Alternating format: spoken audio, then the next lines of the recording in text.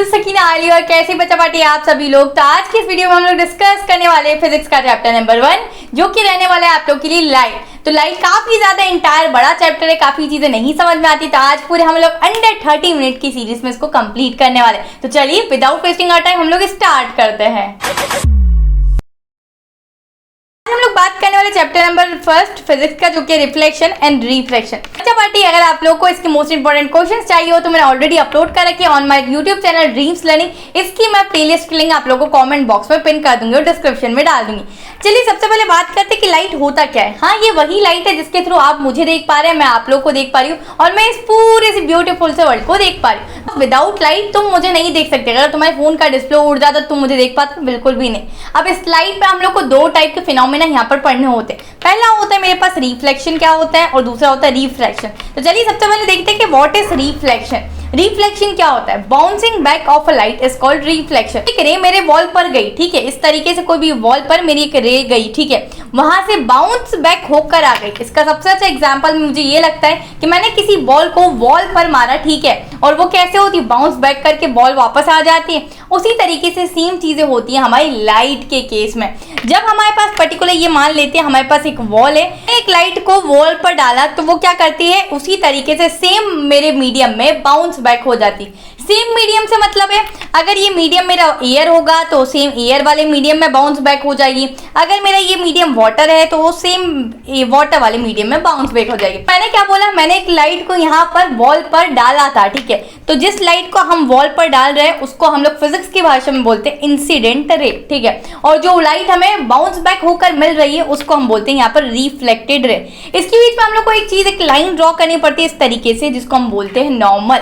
सबसे अच्छी बात अगर मैं यहाँ पर बताऊँ तो यहाँ पर जो एंगल ऑफ इंसिडेंस होता है, जो कि इंसिडेंस रे और नॉर्मल के बीच में बनता है, वो इक्वल होता है रिफ्लेक्टेड रे और नॉर्मल के बीच में जो एंगल बनता है जिसको हम बोलते हैं एंगल ऑफ रिफ्लेक्शन, ये दोनों इक्वल होते हैं। जैसे अगर मैं बात करूँ एंगल ऑफ इंसिडेंस मेरा 30 डिग्री है तो एंगल ऑफ रिफ्लेक्शन भी मेरा 30 डिग्री होगा। वही कहता है हमारा laws of reflection. Laws of reflection काफी इंपॉर्टेंट है, आता है समटाइम्स आप लोग के एग्जाम में। पहला यही लॉ है कि आप लोग का एंगल ऑफ इंसिडेंस इक्वल होता है एंगल ऑफ रिफ्लेक्शन के। जैसे अभी मैंने आप लोग को समझाया कि अगर एंगल ऑफ रिफ्लेक्शन 30 है तो ये भी हमारा 30, वो दोनों इक्वल इक्वल है, भाई बहन है। सेकेंड लॉ क्या बोलता है हमारा? The incident ray, reflected ray and the normal drawn at the point of incidence lies in the same plane. बात करते हैं कि ये तीनों चीजें, चाहे इंसिडेंट रे हो, नॉर्मल हो, रिफ्लेक्टेड रे हो, ये तीनों एक ही प्लेन पर लाइज करते, एक ही थाली के चट्टे बट्टे हैं, ठीक है। तो ये दोनों लॉज आप लोग को अच्छे तरीके से याद होने चाहिए। अब कुछ प्रॉपर्टीज पढ़ते हैं हमारे प्लेन मिरर की। हाँ, वही प्लेन मिरर जिसमें तुम अपने आप को देखकर बोलते हैं हाँ मैं तो बड़ा स्मार्ट हूँ या मैं बड़ी ब्यूटीफुल सी हूँ, ठीक है। चलिए अब बात करते हैं कि जैसे कि यार जितनी मेरी हाइट है, ठीक है, ऐसा तो नहीं अगर मेरी हाइट मान लेते हैं कि 5.5 है, ठीक है, तो मुझे मिरर में भी 5.5 ही दिखती है। मैं बात करूँ कि मैं मेरे मिरर से 5 सेंटीमीटर दूर खड़ी हुई हूँ, ठीक है, तो मिरर में भी मैं 5 सेंटीमीटर दूर ही दिखूंगी, है ना। इसका मतलब ये है ऑब्जेक्ट साइज होता है, अगर मेरी हाइट 5.5 है तो इमेज साइज मेरी बिल्कुल मिरर में भी 5.5 दिखाई दे रही हो। और मेरा जो ऑब्जेक्ट डिस्टेंस है, अगर मैं मिरर से 5 सेंटीमीटर दूर खड़ी हूँ तो मेरे मिरर के अंदर भी 5 सेंटीमीटर दूर ही इमेज बनेगी। ये दो पॉइंट्स क्लियर हो गए होंगे। Image is always erect. पूरे एंटायर चैप्टर में आप लोग को दो टाइप की इमेज दिख रही होगी। पहला होगी रियल और इन्वर्टेड, ठीक है, और दूसरी होगी हमारे पास वर्चुअल एंड इरेक्ट। इसका मतलब क्या होता है? जो इमेज हमें प्लेन मिरर में बनते हुए दिखती है वो वर्चुअल इमेज में होती। ऐसा क्यों बोला मैंने? क्योंकि वो मिरर के पीछे बन रही है इमेज, तो वो क्या होगी? हमेशा वर्चुअल होगी। और इरेक्ट इमेज हमेशा हमें दिखाई देती। इस मिरर में इस तरीके से दिखती हूँ कि ये मेरा हेड है और ये मेरे पैर है, तो ऐसा तो नहीं कि मेरे उल्टा दिखने लग जाती हूँ कि हेड नीचे दिख रहा है और पैर ऊपर दिखने लग जाते, ऐसा नहीं होता ना। जैसे मेरा हेड ऊपर है तो मेरी इसी तरीके की इमेज दिखती है ना मुझे मिरर में भी। तो इरेक्ट मतलब क्या होता है? जैसे हम मतलब जैसे मैं अगर सीधी खड़ी हूँ तो सीधी ही दिखूंगी मिरर में। और इन्वर्टेड मतलब क्या होता है? Just opposite. अगर मैं इस तरीके से खड़ी हूँ तो मैं इस तरीके से दिखूंगी, वो इन्वर्टेड के केस में होता है, पर यहाँ पर इरेक्ट होता है, ठीक है। Is always laterally inverted. Laterally inverted का मतलब ये होता है कि यार आप लोगों ने कभी मिरर में नोटिस किया होगा, अगर मैं राइट हैंड उठाती हूँ तो वहाँ आप लोगों को क्या दिखता है मिरर में? जल्दी से कमेंट डाउन बिलो। चलिए ये कुछ 5 प्रॉपर्टी हम लोग ने मिरर की डिस्कस कर ली।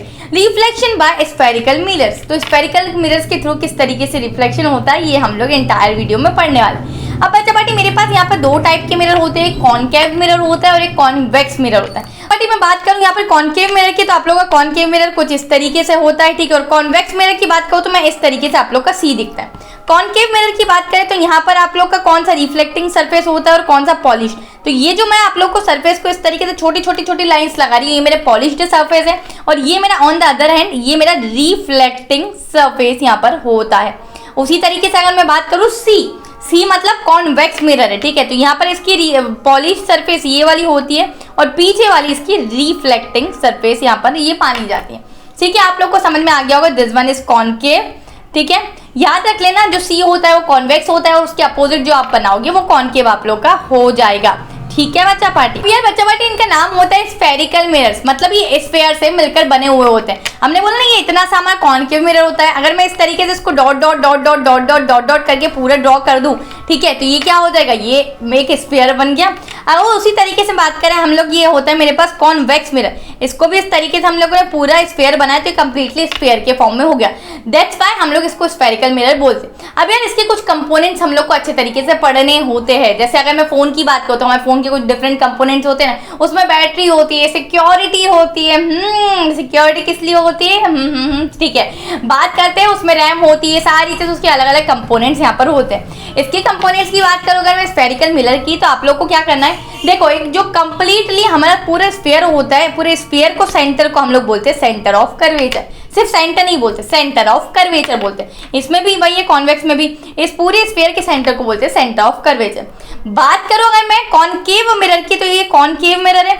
इस कॉनकेव मिरर के सेंटर की बात करो तो यहाँ इसको हम बोलते हैं पी से डिनोट करते हैं पोल। उसी तरीके से यहाँ पर कॉन्वेक्स मिरर में भी सेम है, इसके सेंटर को हम बोलते हैं पोल। अब पोल और सेंटर ऑफ कर्वेचर की से हम लोग पॉइंट करके एक लाइन, स्ट्रेट लाइन ड्रॉ करें, इसको बोला जाता है यहाँ पर प्रिंसिपल एक्सिस। ये लाइन जो होती है इसको बोला जाता है प्रिंसिपल एक्सिस। अब इन दोनों के बीच में एक हमारा होता है फोकस। फोकस क्या होता है, जैसे कभी भी कोई भी रे ऑफ लाइट, जैसे मैंने बोला था मैंने एक वॉल पर रे ऑफ लाइट को डाला था, जैसे यहाँ पर आप मिरर पर किसी रे ऑफ लाइट को डालते हो जो कि पैरेलल होती है हमारी प्रिंसिपल एक्सिस से, तो आफ्टर रिफ्लेक्शन करने के बाद फोकस से यहाँ पास हो जाती है। तो यहाँ पर फोकस हमेशा पोल और सेंटर ऑफ कर्वेचर के बीच में होता है। चलिए यहाँ पर मैं आप लोगों को बना देती हूँ, ये होता है हमारा फोकस दोनों केसेस में, ठीक है बच्चा पार्टी, दोनों केसेस की अगर हम लोग बात करें तो बस यही टर्मिनोलॉजी आप लोगों को नीचे दी हुई है कि सेंटर ऑफ कर्वेचर क्या होता है, रेडियस ऑफ कर्वेचर क्या होता है। अच्छा है कि रेडियस ऑफ कर्वेचर चीजें बच गई थी, तो रेडियस ऑफ कर्वेचर बच्चा पार्टी यहाँ पर क्या होता है, तो हमारी सेंटर ऑफ कर्वेचर और पोल के बीच की जो डिस्टेंस होती है इनको हम बोलते हैं रेडियस। अब जैसे उसको सेंटर ऑफ कर्वेचर बोला था तो इसको भी हम रेडियस ऑफ कर्वेचर बोलते हैं। अब मैं बात करूं तो कोई अगर आप लोगों से पूछ ले हमारा फोकस तो यहाँ होता है, ठीक है, तो ये r/2 हो जाएगी, इतनी सी डिस्टेंस को हम r/2 बोलेंगे क्योंकि ये कंप्लीट डिस्टेंस r है, तो इतनी सी डिस्टेंस r/2 हो जाएगी, है ना। तो इसी के हिसाब से हमारे पास यहाँ पर रिलेशन होता है, क्या होता है, relation between radius of curvature and focal length कि f = r/2। ये जैसे मैंने आप लोग को अभी समझाया था, f = r/2 यहाँ पर हमारा होता है। तो मैं अगर बात करूँ r = 2f हो जाएगा। यस दीदी, यहाँ पर r = 2f अच्छे तरीके से हो सकता है। तो आप लोग को ये याद रखना है, समटाइम्स आप लोगों से ये इस पर एक छोटा सा न्यूमेरिकल जरूर पूछ लिया जाता है। चलिए बात करते हैं अब आगे, हम लोग को कुछ चीजें यहाँ पर सीखना होगी। जैसे अगर मैं बात करूँ कि हमारे पास ये कौन सा मिरर है, हमारे पास ये कॉनकेव मिरर है। अगर मैं बात करूँ मेरे पास यहाँ पर एक इंसिडेंट रे है, ठीक है, वो यहाँ से फोकस से मिरर पर पास हुई, तो आफ्टर रिफ्लेक्शन वो हमारे प्रिंसिपल एक्सिस के पैरेलल होगी। उसी तरीके से अगर मैं ऑन द अदर हैंड बात करूँ कोई एक रे ऑफ लाइट ऐसी है जो कि प्रिंसिपल एक्सिस के पैरेलल होती है, जैसे मैं बात करूँ, बना देते हैं हम लोग, मैं चीज़ों को बना देती हूँ तो जिससे कि आप लोग को समझ में आ जाएगी कि ये मेरे पास है पर्टिकुलर, ठीक है, कोई एक ऐसी रे ऑफ लाइट है जो कि यहाँ पर प्रिंसिपल एक्सिस के पैरेलल है, क्योंकि ये देखो ये क्या होती है हमारी प्रिंसिपल एक्सिस है, ये इससे पैरेलल है। तो आफ्टर रिफ्लेक्शन ये हमारी फोकस से इस तरीके से पास हो जाएगी। बस उसी तरीके से ये अपोजिट केस है कि अगर कोई एक रे ऑफ लाइट मेरी फोकस पर इंसिडेंट हो रही होगी, आफ्टर रिफ्लेक्शन वो मेरे प्रिंसिपल एक्सिस की यहाँ पर पैरेलल होगी। देखो ये दोनों रेस पैरेलल है। ओके, पहला केस हो चुका है। दूसरे केस की अगर मैं बात करूँ, सेम चीजें हमारे किस में भी होगी, ये मेरा कॉनकेव मिरर है उसमें भी ये लागू होगी, और ये मेरा कॉन्वेक्स मिरर है उसमें भी लागू। अच्छा, अब कॉन्वेक्स मिरर में आप लोग को बच्चा पार्टी हमेशा कैसे केस देखेंगे, वर्चुअल और इरेक्ट केस दिखेंगे। मतलब हम लोग ये रेस एक्चुअल में मीट नहीं कर रही है, ये रेस एक्चुअल में फोकस नहीं कर रही है कहीं जगह पर, बट हम लोग खींचतान के इसको फोकस करवा रहे हैं, ठीक है। तभी इनमें किस तरीके से इमेज फॉर्मेशन होता है, वर्चुअल एंड इरेक्ट तरीके का इसमें इमेज फॉर्मेशन होता है। अगर मैं बात करूँ कि कोई रे ऑफ लाइट थी वो इंसिडेंट हुई मेरे यहाँ पर कॉन्वेक्स मिरर पर, और आफ्टर रिफ्लेक्शन इस तरीके से यहाँ पर निकल गई, पर ये कहीं भी जाकर मीट नहीं कर रही है, फोकस नहीं हो रहा है, तो हमने क्या करा, इसको यार खींचतान के इसको ना पीछे इस तरीके से हम लोगों ने पर्टिकुलर स्थान के पर्टिकुलर यहाँ पर इनको एक्सटेंड किया है। ठीक है, चलिए अब बात करते हैं केस नंबर 2 की। यहाँ पर मेरे पास कॉनकेव मिरर है। अगर मैं बात करूं कि यहाँ पर एक रे ऑफ लाइट हमारी अगर सेंटर ऑफ कर्वेचर पर यहाँ पर इंसिडेंट होती है तो आफ्टर रिफ्लेक्शन वो सीधी सेंटर ऑफ कर्वेचर से ही यहाँ से निकल जाती है। ठीक है, ये बड़ा नॉर्मल सा केस था, सेंटर ऑफ कर्वेचर पे जा रही है, सीधी वहीं से निकल जा रही है। मैं बात करूं कॉन्वेक्स मिरर के केस में कि अगर कोई एक रे ऑफ लाइट इंसिडेंट हुई है मेरे कॉन्वेक्स मिरर पर ये क्या हुआ, हमने क्या बोला, इसमें वर्चुअल और इरेक्ट इमेज मिलती है, मतलब हम लोग खींचतान के पीछे इसको एक्सटेंड करवा रहे हैं सेंटर ऑफ कर्वेचर तक। ठीक है, चलिए बात करते हैं अब हम लोग नेक्स्ट बात करते हैं एक तीसरा केस कि अगर मेरे पास कोई रे ऑफ लाइट पोल पर इंसिडेंट होती है सीधे तो आफ्टर रिफ्लेक्शन वो पोल से सीधे रिफ्लेक्ट हो जाती है।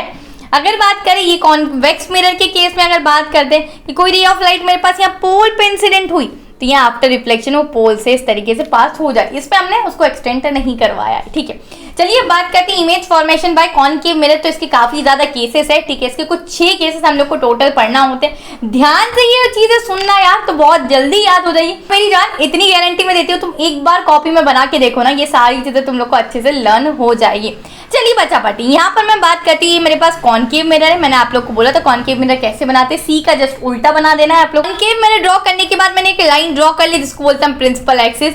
कॉनकेव मिरर का जो सेंटर होता है उसको बोलते हैं हम पोल। यहाँ पर मैंने सेंटर ऑफ कर्वेचर ड्रॉ कर लिया और यहाँ पर फोकस। हम लोग क्या करना चाह रहे हैं, हम लोग देखना चाहते हैं कि अगर मैं ऑब्जेक्ट को बड़ी दूर रखती हूँ तो इमेज कहाँ मिल रही, अगर मैं ऑब्जेक्ट को थोड़ा सा पास रखती हूँ तब इमेज कहाँ मिल रही, फिर पास और थोड़ा पास रखती हूँ तब इमेज कहाँ मिल रही। चलिए मैं बता दूं, देखो ऑब्जेक्ट को अभी हमने इन्फिनिटी रखा, फिर थोड़ा सा पास रखा, ठीक है, फिर और पास रखा, देखो फिर ये और पास और ये कितना पास रखवा दिया। ठीक है, चलिए देखते हैं। आप लोग को पता है कॉनकेव मिरर में हमेशा हमारे पास जो इमेज मिलती है वो कैसी मिलती है, हमें रियल और इन्वर्टेड इमेज यहाँ पर मिलती है। ये चीज का आप लोग ध्यान रखिएगा।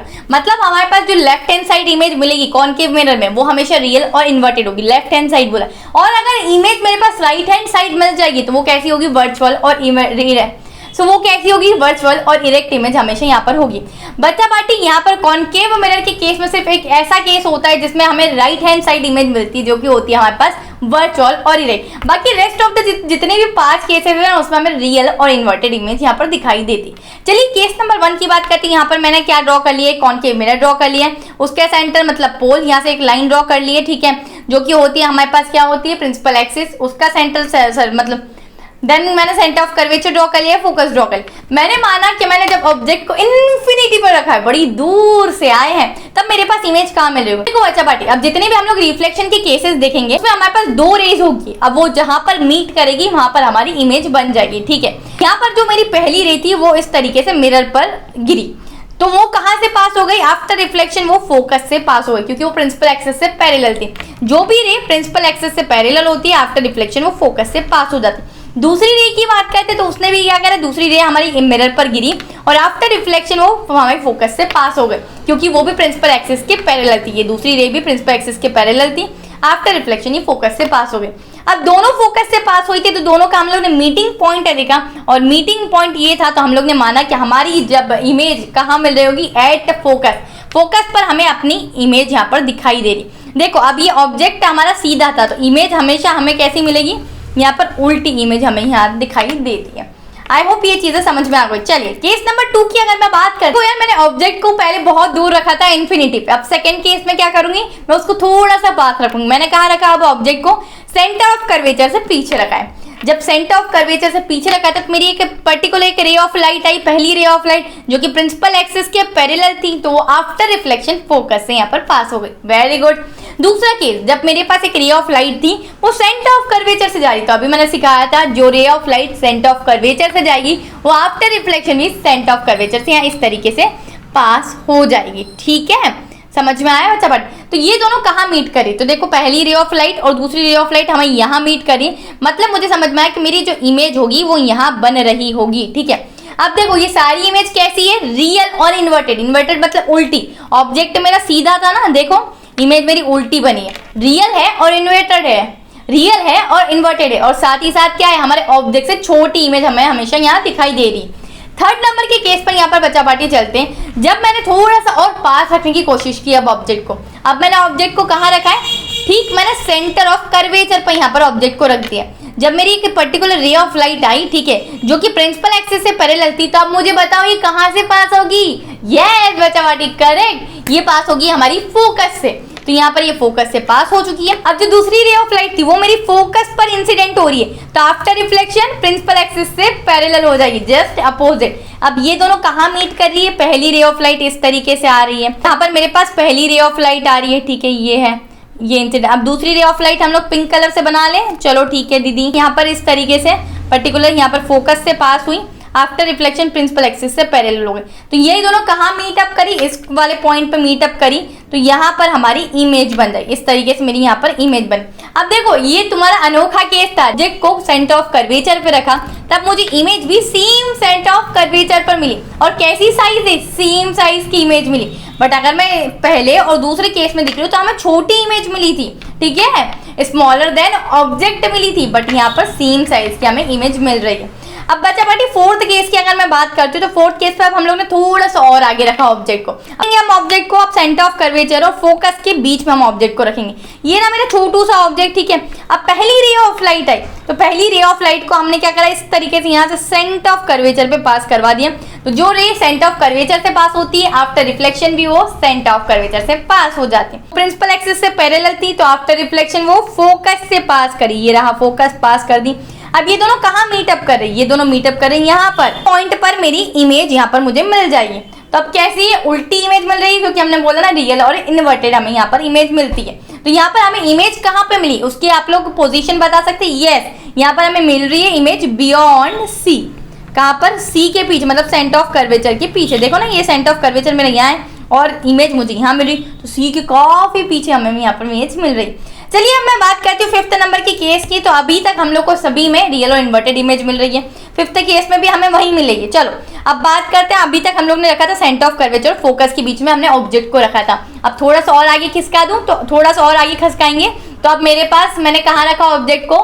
फोकस पर। तो मैं जब ऑब्जेक्ट को यहाँ पर बच्चा पार्टी फोकस पर रख रही हूँ, तो पहली रे ऑफ लाइट मैंने यहाँ पर क्या करवाया? पहली रे ऑफ लाइट को मैंने सेंटर ऑफ कर्वेचर से पास करवा, तो आफ्टर रिफ्लेक्शन भी वो सेंटर ऑफ कर्वेचर से पास हो जाती। दूसरी रे ऑफ लाइट की बात करते हैं, तो हम लोग ने क्या करा है? दूसरी रे ऑफ लाइट आई इंसिडेंट टू मिरर पर, प्रिंसिपल एक्सिस से पैरेलल थी, तो बताइए आफ्टर रिफ्लेक्शन कहाँ से पास होगी? यस दीदी, रट गया है। अब हमें कहाँ से पास होगी? ये होगी पास फोकस से।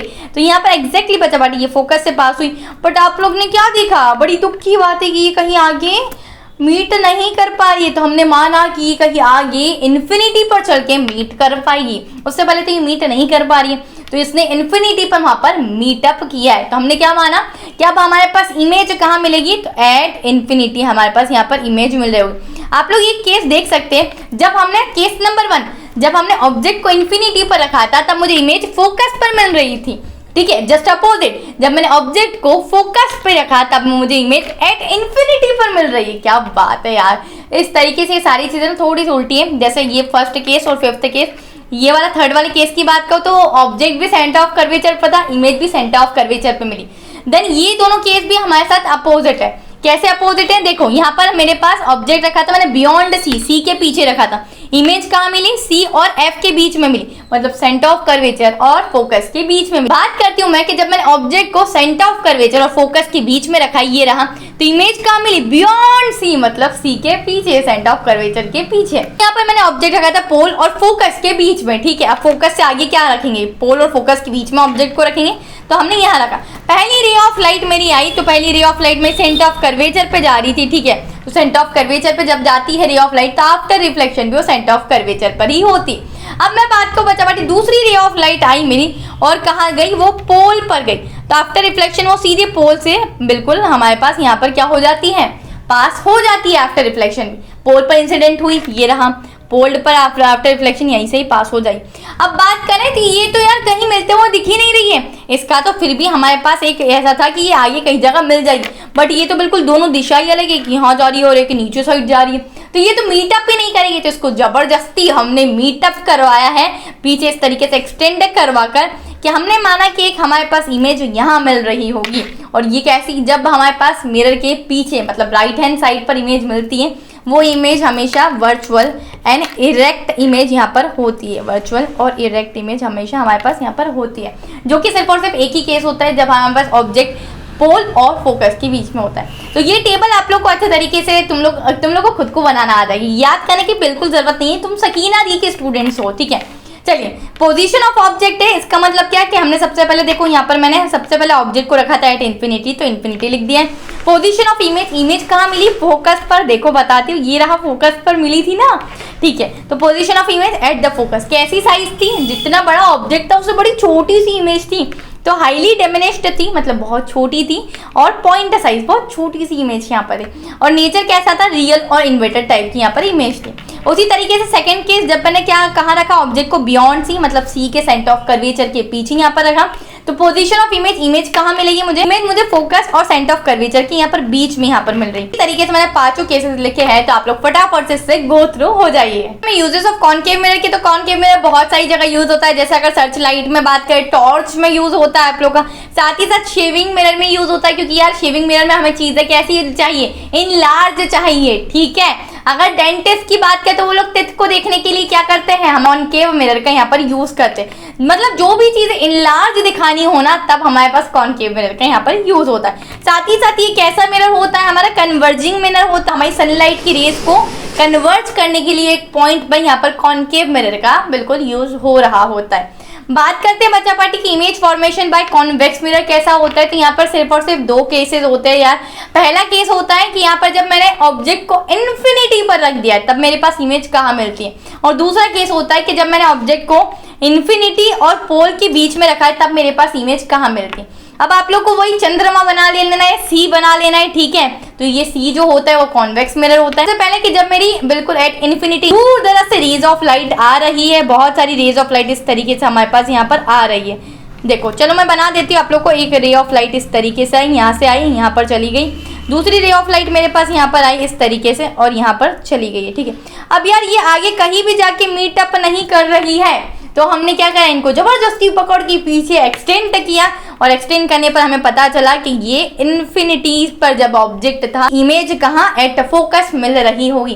कैसा नेचर है? जब भी मैंने आप लोग को बताया था, राइट हैंड साइड जब भी हमें इमेज मिल रही होगी, वर्चुअल और इरेक्ट होगी। और आप लोग को पता है कॉन्वेक्स मिरर में आप लोग को वर्चुअल और इरेक्ट इमेज यहाँ पर दिखाई देती है। जब आप लोग के पोल और इन्फिनिटी के बीच में ऑब्जेक्ट रखा हुआ होगा, तब आपको कहाँ इमेज मिलेगी? तो पोल और इन्फिनिटी के बीच में मैंने ऑब्जेक्ट यहाँ पर रख दिया है, जो कि प्रिंसिपल एक्सिस से पैरेलल थी, तो आफ्टर रिफ्लेक्शन तो फोकस से पास होना चाहिए। तो ये इस तरीके से पास हो गई और पीछे हमने इसको एक्सटेंड कर दिया फोकस तक, ठीक है।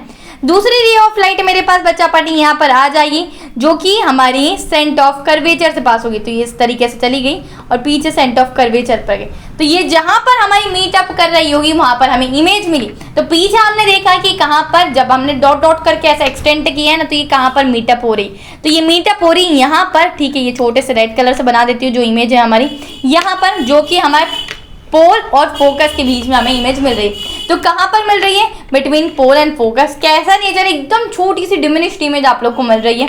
और बात करो तो कैसा नेचर है? वर्चुअल और इरेक्ट इमेज यहाँ पर हमें मिल रही होती है। बात करें कि क्या क्या यूज होते हैं कॉन्वेक्स मिरर के, तो कॉन्वेक्स मिरर चीजों को बहुत ज्यादा ब्रॉड दिखाता है, ठीक है। अगर मैं बात करूँ कि जैसे रियर हमारी गाड़ी के आगे जो कांच लगा होता है, हमारी टू व्हीलर के आगे जो हमारा मिरर होता है, वो क्या करता है? पीछे को बहुत ज्यादा वाइड एरिया कवर कर लेता है। प्लेन मिरर की बात करो तो प्लेन मिरर हमें इतना एरिया दिखाता है, अगर तो हमारे पास कॉन्वेक्स मिरर इतना एरिया हमें दिखाता है। रियर व्यू मिरर होता है जो बहुत वाइड चीजें कवर कर लेता है। कहते बच्चा पार्टी कुछ हम लोग साइन कन्वेंशंस की, जो कि आप लोग के लिए बहुत ज्यादा इंपॉर्टेंट होंगे जब भी आप लोग न्यूमेरिकल सॉल्व कर रहे होंगे। तो साइन कन्वेंशंस क्या होते हैं? तो आप लोग को मैं एक चीज बता दूं, इस तरीके से आप लोग ग्राफ बनाते हैं, जो एक्स एक्सिस होती है और वाई एक्सिस होती है, जिसमें एक्स एक्सिस में ये वाली एक्सिस पॉजिटिव होती है और वाई की ये वाली एक्सिस पॉजिटिव होती है। इतना पाला एक्स में ये नेगेटिव होता है मेरे पास और वाई में ये वाला मेरे पास नेगेटिव होता है। सेम चीज वही हम लोग को याद रखनी है साइन कन्वेंशंस के टाइम पर। जैसे अगर मैं बात करूँ तो ये मेरा कॉनकेव मिरर है, ठीक है। ये होती है हमारी प्रिंसिपल एक्सिस। तो प्रिंसिपल एक्सिस की हाइट से ऊपर जितने भी ऑब्जेक्ट होंगे उनको पॉजिटिव डिस्टेंस उनकी ली जाएगी, और प्रिंसिपल एक्सिस के नीचे जितने ऑब्जेक्ट होंगे उनकी नेगेटिव डिस्टेंस ली जाएगी, ठीक है। अगर मैं बात कर दिया कि कोई मेरे पास ऑब्जेक्ट या इमेज इस तरीके से प्रिंसिपल एक्सिस के नीचे है, तो वो -10 होगा। अगर उसकी मैंने वैल्यू दी आप लोगों को क्वेश्चन में कि वो 10 है, तो -10 होगा, ठीक है। मिरर के लेफ्ट हैंड साइड पर कोई ऑब्जेक्ट आप लोग को दिया हुआ है, तो उसकी डिस्टेंस हमेशा नेगेटिव में आप लोग को लेना है। अगर वो राइट हैंड साइड पर दिया हुआ है आप लोग को पर्टिकुलर, तो उसकी डिस्टेंस आप लोग को पॉजिटिव में लेना है। तो ये चार्ट अच्छे तरीके से दिमाग में बिठा लेना। जब मेन मिरर फॉर्मूला के बारे में कि आप लोग का मिरर फॉर्मूला आखिर क्या होता है, तो मिरर फॉर्मूला बहुत आसान होता है, 1/v + 1/u = 1/f। ये मेरे पास होता है यहाँ पर इमेज डिस्टेंस, u मेरे पास होता है ऑब्जेक्ट डिस्टेंस और f मेरे पास होता है यहाँ पर फोकल लेंथ। ठीक है, तो ये आप लोग को बहुत ज्यादा न्यूमेरिकल में काम आने वाला होता है। मैग्निफिकेशन का अगर मैं फॉर्मूला देखो तो मैग्निफिकेशन का फॉर्मूला होता है m = h'/h। h' का मतलब क्या होता है, height of an image upon height of an object. इसको हम एक और तरीके से लिख सकते हैं, m = -v/u भी हम लोग इसको लिख सकते हैं। What do you mean by refraction? एक रे को मैंने वॉल पर डाला है तो सेम मीडियम में बाउंस बैक करती थी, बट अब रिफ्रैक्शन में ऐसा नहीं होगा, वो सेम मीडियम में कभी भी बाउंस बैक नहीं करे। रिफ्रैक्शन एक ऐसा फिनोमिना है जिसमें रेज हमेशा डिफरेंट मीडियम में ही जाइए, अपने पाथ को, अपने मीडियम को चेंज कर लेती है। जैसे अगर बात करूं मेरे पास कोई एक मीडियम है, ये एयर है, तो मेरे पास एक रे ऑफ लाइट आई, वो इस तरीके से इंसिडेंट हुई, तो आफ्टर रिफ्लेक्शन वो दूसरे पाथ में हमें दिखाई देगी। ये वाटर हो सकता है, ग्लास हो सकता है, कुछ भी हो सकता है। ठीक है बच्चा पार्ट, मेरे पास दो केसेस होते हैं। अगर मेरे पास एक रे ऑफ लाइट आई, ठीक है, तो हम लोग ने इस तरीके से एक नॉर्मल ड्रॉ कर लिया, ये इंसिडेंट रे है, आफ्टर रिफ्लेक्शन वो इस तरीके से पास हुई। ठीक है, मतलब वो नॉर्मल के पास में थी। ठीक है, टूवर्ड्स द नॉर्मल। ठीक है, पहला केस। और अगर कुछ एक बार केस ऐसा भी हम लोग को देखने को मिला कि एक हमने रे को इंसिडेंट करवाया तो वो इस तरीके से बहुत दूर चली गई नॉर्मल से आफ्टर रिफ्रैक्शन। कभी भी हमारी लाइट रेयर मीडियम से डेंसर मीडियम में ट्रेवल करती है, वो हमेशा टूवर्ड्स द नॉर्मल होता है, टूवर्ड्स द नॉर्मल। एयर कैसा है हमारा, रेयर मीडियम है। अगर मैं बात करूं कि कभी भी हमारी इंसिडेंट रे डेंसर मीडियम से रेयर मीडियम में ट्रेवल करती है, तो वो क्या होता है, अवे फ्रॉम द नॉर्मल हो जाता है, अवे फ्रॉम द नॉर्मल हो जाता है। आगे बात करते हैं कि हमें दो लॉज भी पढ़ने होते हैं रिफ्रैक्शन के। ठीक है, कि incident ray, normal and the reflected ray all lies on the same plane. तो ये वही है कि तीनों चीजें हमारी सेम प्लेन पर लाइज करती है। ठीक है, दूसरा बात करते हैं कि the ratio of sine of angle of incidence and the sine of angle of reflection is constant for a given pair. मैं बात करूं कि हमारे पास sine i upon sine r is equals to constant होता है, और ये बराबर होता है हमारा रिफ्रैक्टिव इंडेक्स के बराबर। अब what do you mean by refractive index? तो बच्चा पार्टी यहाँ पर बात करते हैं कि जैसे मुझे अगर मेरी हाइट को मेजर करना हो, हमारी कैसे सेंटीमीटर में हमारी हाइट हम लोग मेजर कर सकते हैं, तो अपने वेट को मेजर करना है तो वो किलोज में अब मेरे पास होगा। तो इसी तरीके से अगर मुझे दो मीडियम्स को कंपेयर करना होगा तो वो मैं किस तरीके से करूंगा, वो किस में होगा, तो वो होता है in the form of refractive index के फॉर्म में होता है। लोग को सबसे ज्यादा इंपॉर्टेंट समझना होता है reflection through a rectangular glass slab. इसमें क्या होता है, दो बार रिफ्रैक्शन होता है। ठीक है, जैसे अगर मैं बात करूं तो यहाँ पर सबसे पहले हमारे पास एक एयर है, ठीक है, ये ग्लास है, और उसके बाद वापस से एयर। दो बार कैसे रिफ्रैक्शन होता है, सबसे पहले मेरे पास हमने यहाँ पर एक नॉर्मल ड्रॉ कर ली, दो नॉर्मल ड्रॉ कर ली और एक यहाँ पर नॉर्मल ड्रॉ कर ली। मेरे पास एक इंसिडेंट रे थी, उस तरीके से इंसिडेंट हुई, ठीक है, और यहाँ पर ये रिफ्लेक्ट हो गई। क्यों रिफ्लेक्ट हुई, क्योंकि ये क्या है, रेयर से डेंसर मीडियम में ट्रेवल कर रही है, इसीलिए टूवर्ड्स द नॉर्मल गई। ये रिफ्रैक्ट करने के बाद टूवर्ड्स द नॉर्मल गई। अब ये रिफ्रैक्टेड रे यहाँ पर आई, ये वापस से नॉर्मल था, और ये इस तरीके से कुछ यहाँ पर चली गई ये वाली रे। इसका मतलब क्या, ये वाली जो रे है इसको हम लोग नाम देंगे इमरजेंट रे। तो बच्चा पार्टी कि ये मेरे पास जो इंसिडेंट रे है ये इस तरीके से आई होती, और अगर मेरे पास ये ग्लास वाला मीडियम होता ही नहीं तो ये जो मेरी रे है ना वो इस तरीके से सीधी यहाँ पर निकल जाती, सीधी निकल जाती। बट मेरे पास ग्लास मीडियम था तो वो इस तरीके से रिफ्लेक्ट हुई, टूवर्ड्स द नॉर्मल रिफ्लेक्ट हुई, और यहाँ से आने के बाद वो इस तरीके से अवे फ्रॉम द नॉर्मल हुई। वो अवे फ्रॉम द नॉर्मल क्यों हुई, क्योंकि यहाँ वापस से ग्लास क्या डेंसर मीडियम है और एयर मेरा रेयर मीडियम है। तो आप लोगों ने देखा जब डेंसर से रेयर में जाते हैं तो अवे फ्रॉम द नॉर्मल होते हैं। अब यहाँ पर इस वाली रे का नाम है इमरजेंट रे। ठीक है, अब मैंने आप लोग को एक और चीज यहाँ पर बताई थी कि अगर मेरे पास ये ग्लास वाले मीडियम होता ही नहीं तो ये वाली रे इस तरीके से सीधी निकल जाती। अब यार ये वाली रे और हमारी जो अभी इमरजेंट रे आई, इन दोनों के बीच के डिस्टेंस को हम लोग क्या बोलते हैं, लेटरल डिस्प्लेसमेंट। क्योंकि हम लोगों ने क्या मतलब ऐसा केस बिल्कुल ऑब्जर्व किया है, सपोज किया है कि जब मेरे पास ग्लास मीडियम नहीं होता तब कहाँ से निकलती, और जब मेरे पास ग्लास मीडियम है तब कहाँ से मेरी रे ऑफ लाइट हमारी रिफ्लेक्ट हो रही। उन दोनों के बीच के डिस्टेंस को हम लोग बोलते हैं लेटरल डिस्प्लेसमेंट। और यहाँ पर आप लोग को बता दूं जो हमारे नॉर्मल और इंसिडेंट रे के बीच में एंगल बनता है वो होता है incident angle, angle of incident. जो हमारी नॉर्मल और रिफ्लेक्टेड रे के बीच में एंगल बनता है वो बोलता है reflected angle, angle of reflection. और अगर मैं बात करूँ नॉर्मल और हमारे इमरजेंट रे के बीच में जो एंगल बनता है उसको हम लोग डिनोट करते हैं ई से, और वो होता है एंगल ऑफ इमरजेंट। इस तरीके से आप लोग को ये पूरा याद रखना है, काफी इंपॉर्टेंट है, एग्जाम में पूछा जाता है। बात करते हैं आप लोग को रिफ्रैक्टिव इंडेक्स की कि रिफ्रैक्टिव इंडेक्स होता क्या है। जैसे अगर मैं आप लोग को बता दूं कि कोई आपसे पूछ ले कि आप लोग के पास दो मीडियम है, एक है एयर, दूसरा है ग्लास। अगर आप लोग को ग्लास का रिफ्रैक्टिव इंडेक्स निकालना है तो आप कैसे निकालें? ये मेरे पास मीडियम 1 है, ये मीडियम 2 है। रिफ्रैक्टिव इंडेक्स को हमेशा इस तरीके से हम लोग डिनोट करते हैं। तो मैंने बोला refractive index of second medium with respect to first medium.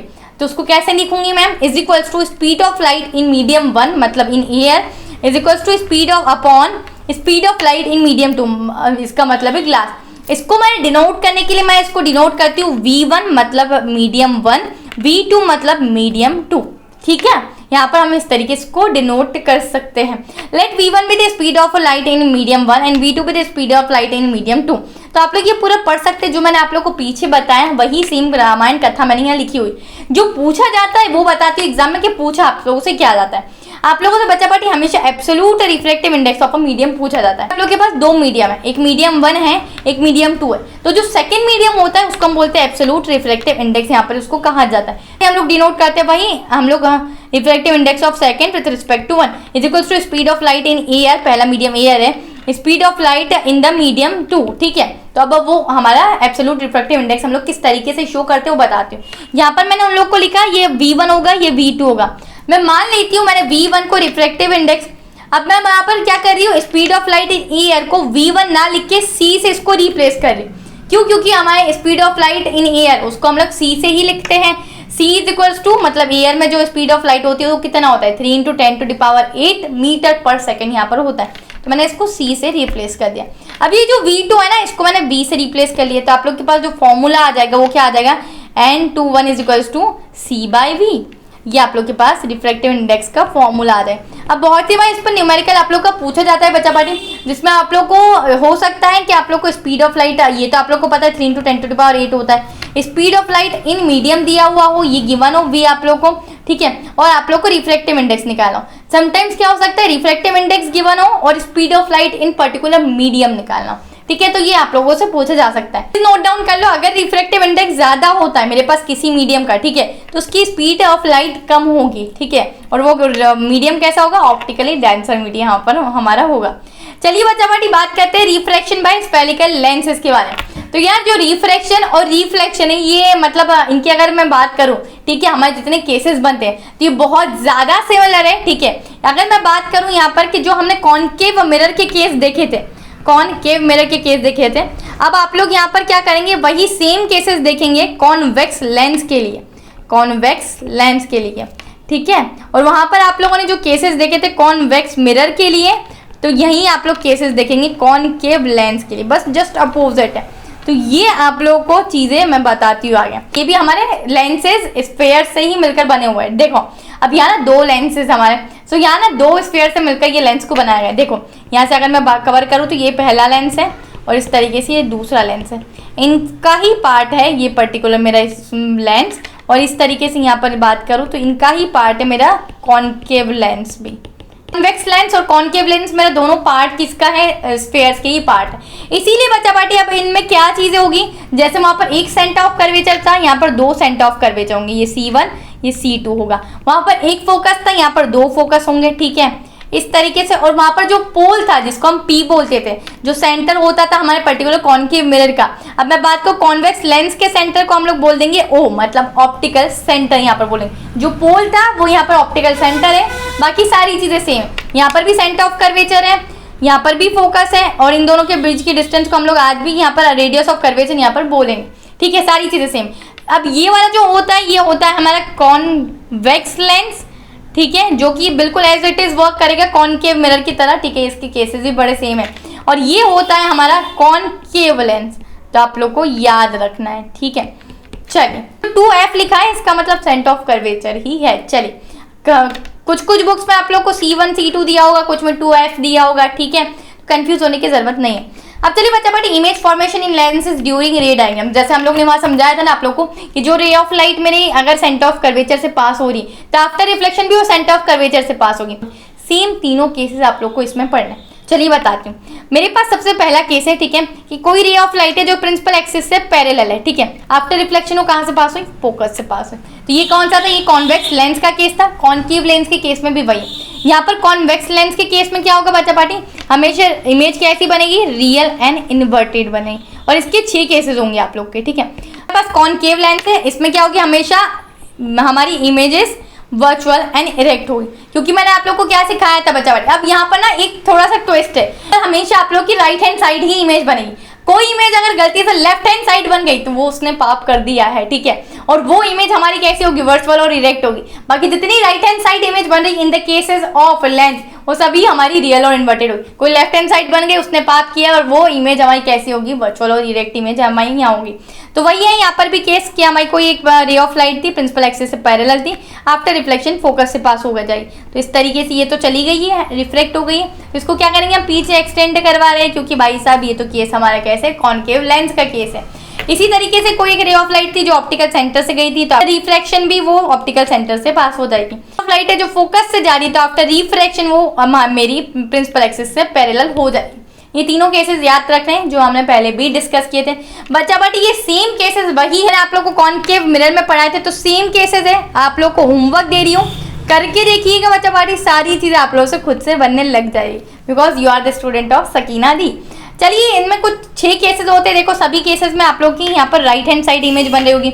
देखो यहाँ पर राइट हैंड साइड बन रही है, यहाँ पर राइट हैंड साइड, यहाँ पर राइट हैंड साइड, यहाँ पर राइट हैंड साइड, यहाँ पर भी राइट हैंड साइड, क्योंकि ये इन्फिनिटी पे बनेगी तो हम लोग ने इस तरीके से डॉट लगाया। एक ही केस ऐसा है जब मैं लेफ्ट हैंड साइड यहाँ पर इमेज बनेगी बच्चा पार्टी, और वो कैसी हो जाएगी, यहाँ पर यही इमेज हमारे पास पर्टिकुलर वर्चुअल और इरेक्ट होगी। बाकी 5 केस में रियल और इन्वर्टेड होगी, ठीक है। मैंने बोला था ना, ये बिल्कुल कॉनकेव मिरर की तरह काम करेगा, ठीक है। चलिए बात करते हैं, अगर मैं इस तरीके से ये टेबल आप लोग देख लीजिएगा। कॉनकेव लेंस मेरा पूरा बिहेव करता है कॉन्वेक्स मिरर के जैसे, जिसमें 2 केसेस होते हैं। पहला केस का होता है जिसमें ऑब्जेक्ट रखा होगा इन्फिनिटी पे, तो इमेज फोकस पे मिल रही होगी। दूसरा ऑब्जेक्ट हमारा इन्फिनिटी और ऑप्टिकल सेंटर के बीच में होगा, तो इमेज मेरी फोकस और ऑप्टिकल सेंटर के बीच में मेरी मिल रही होगी। तो ये रहा। अच्छा, अब बहुत इंपॉर्टेंट चीज पर आते हैं जो कि होता है लेंस फॉर्मूला। आप लोगों ने रिफ्लेक्शन के केस में देखा होता था हमारा मिरर फॉर्मूला। लेंस फॉर्मूला और मिरर फॉर्मूला एग्जैक्टली सेम है, सिर्फ और सिर्फ एक आप लोग का साइन का डिफरेंस है। जैसे अगर मैं बात करूँ, यहाँ पर लेंस फॉर्मूला आप लोग का है 1/v - 1/u is equal to 1/f। यहाँ पर v वही है हमारे पास इमेज डिस्टेंस, u वही है ऑब्जेक्ट डिस्टेंस, f वही है मेरे पास फोकल लेंथ। अगर मैं बात करूँ m की, तो ये m वही है मैग्निफिकेशन, जिसका फॉर्मूला होता है h'/h।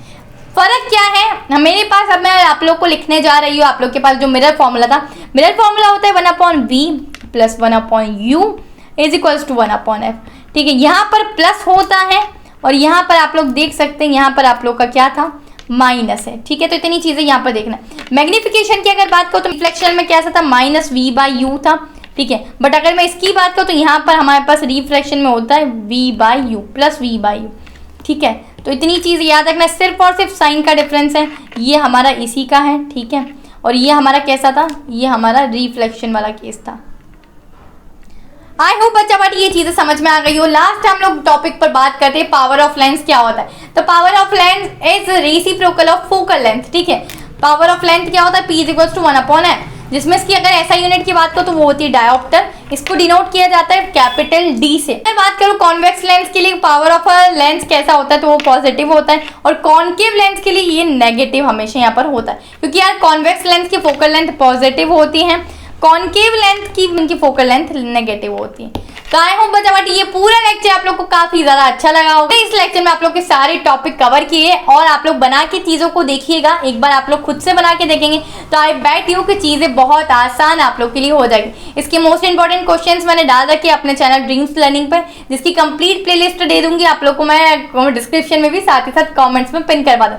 इसी टाइप के अगर आप लोग को अंडर 30 मिनट्स के काफी ज्यादा लेक्चर्स देखने हैं जो मैंने हाफ ईयरली के लिए सारे कंप्लीट करवा चुकी हूँ, तो उसकी भी लिंक आप लोग को डिस्क्रिप्शन साथ ही साथ as well as pin comment में मिल जाएगी। प्लीज अपने दोस्तों के साथ शेयर करना। अगर लेक्चर अच्छा लगा हो तो लाइक और एक प्यारा सा कमेंट जरूर करके जाइए। प्यारा सा नहीं कभी करोगे तो कोई दिक्कत नहीं है, बट दोस्तों के साथ जरूर शेयर कर देना। चैनल पे नया हो तो सब्सक्राइब कर लेना, बिकॉज क्लास 10th और 11th में तुम्हारी सकीना दी पूरा साथ देने वाली। बोलिए Sakina di is here, so don't affair. चलिए इसी के साथ मिलते हैं मैं नेक्स्ट वीडियो में। Till then keep learning. This is your educator Sakina di signing of.